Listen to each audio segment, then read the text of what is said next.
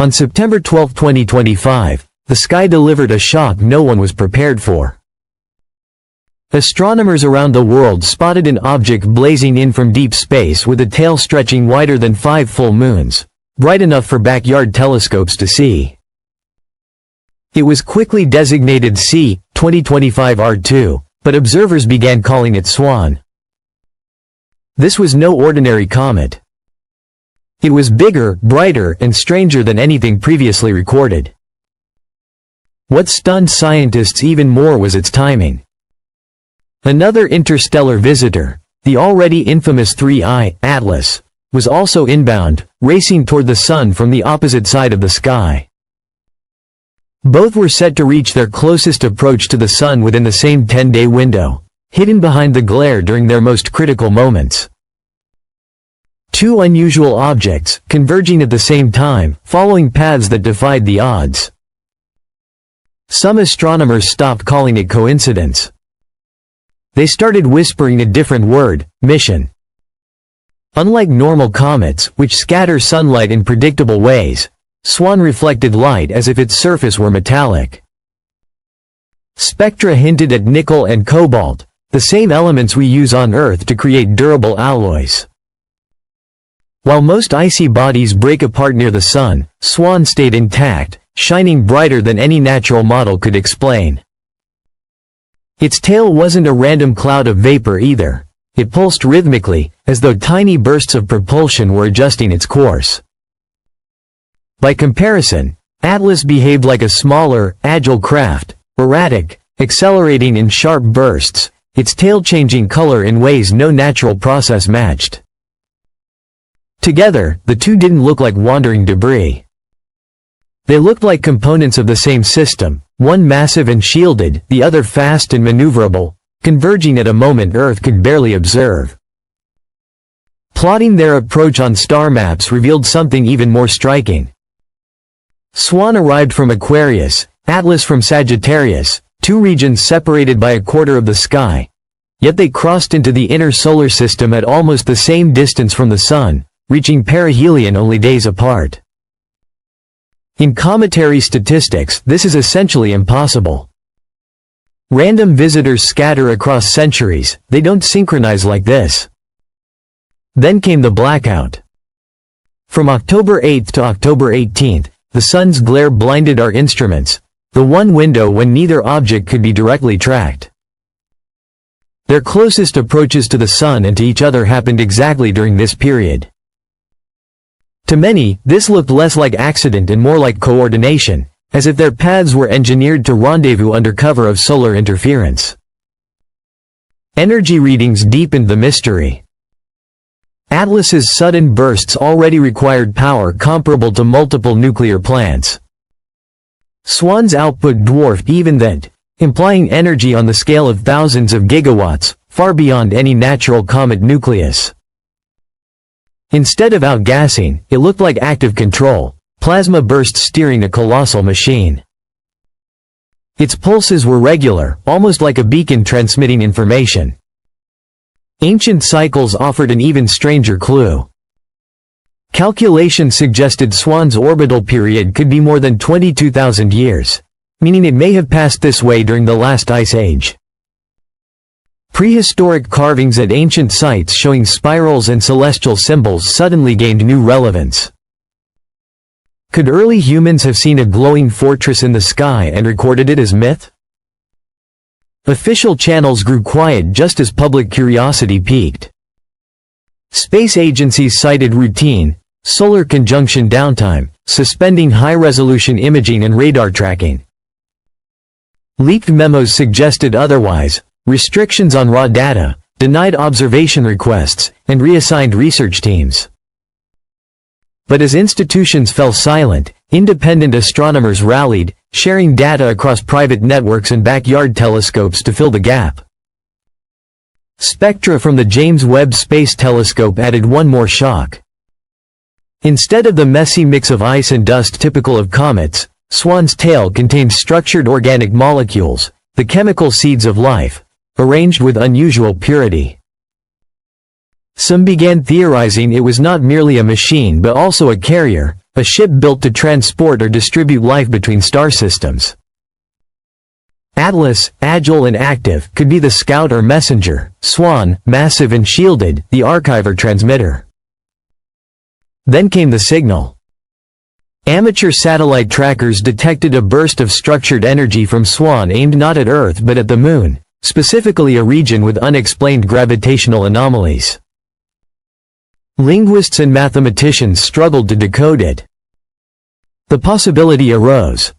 What if the object wasn't just observing but activating something long dormant? Earth itself began to behave strangely, as if some invisible thread now connected it to the sky.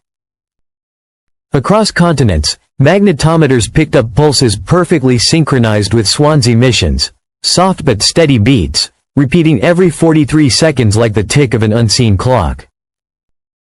Seismographs from Antarctica to Asia recorded ultra-low vibrations with no tectonic source, as if the planet were humming in response to a signal too deep for us to hear. Even life itself shifted. Flocks of birds veered from centuries-old migration routes, whales abandoned familiar currents, and entire swarms of insects changed their flight paths in unison. What started as a distant cosmic curiosity now felt like a resonance spreading through the Earth's core, echoing back to the heavens. For the first time, the story no longer belonged solely to astronomers or engineers. Farmers noticed the skies at dusk glowing faintly where no auroras should be. Amateur radio operators picked up strange bursts of static that rose and fell with Swan's pulses. It was as if the boundary between out there and down here had blurred, and the planet itself was part of the experiment. In the scramble to make sense of it, an unsettling hypothesis emerged. Perhaps this was not the first time. In 2017, a strange cigar-shaped object called Oumuamua had slipped silently through our solar system. It accelerated oddly, reflected light in unusual ways, and left as quickly as it came. Officially, it was a fragment of rock or ice. Unofficially, some called it a probe. Now, with Atlas and Swan moving in synchrony, the pieces fit a darker pattern. What if Oumuamua had been the keyhole, a silent precursor, and these two new arrivals were the lock and key, the scout and the fortress, returning on a schedule older than civilization itself? Deep in the archives of NASA's Deep Space Network, analysts began to notice something else. During Swan's most powerful pulses, even our most distant emissaries, the twin Voyager spacecraft drifting far beyond Pluto, briefly went off script, transmitting bursts of coded data never seen before. The packets defied the aging software on board, as though a dormant subroutine had been awakened by an external trigger.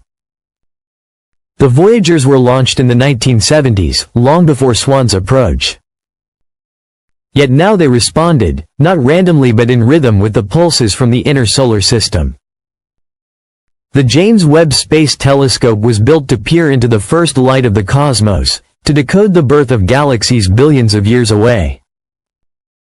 Instead, it has forced us to look inward, to our own star, our own skies, and perhaps even our own history. Its observations of Swan and Atlas do not reveal simple comets but something more deliberate. Metallic signatures instead of ice.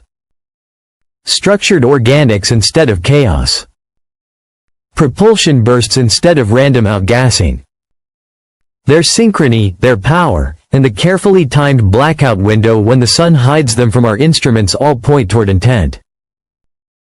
This is the idea that now haunts even the most cautious scientists. We thought we were watching wanderers. But perhaps we have been watching participants in a mission. And perhaps, all along, they have been watching us. The question has shifted. It is no longer whether humanity will make contact someday in a distant future.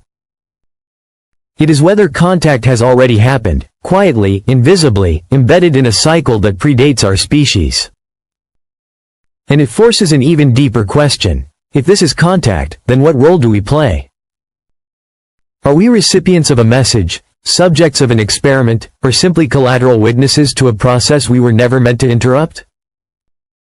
Some theorists now propose a startling twist. In physics and information theory, observation itself changes the system being observed. Could it be that simply noticing Swan and Atlas was the trigger, the final condition required for the next stage of whatever this cycle represents? For millennia these objects may have passed unnoticed, their maneuvers hidden by distance or primitive instruments.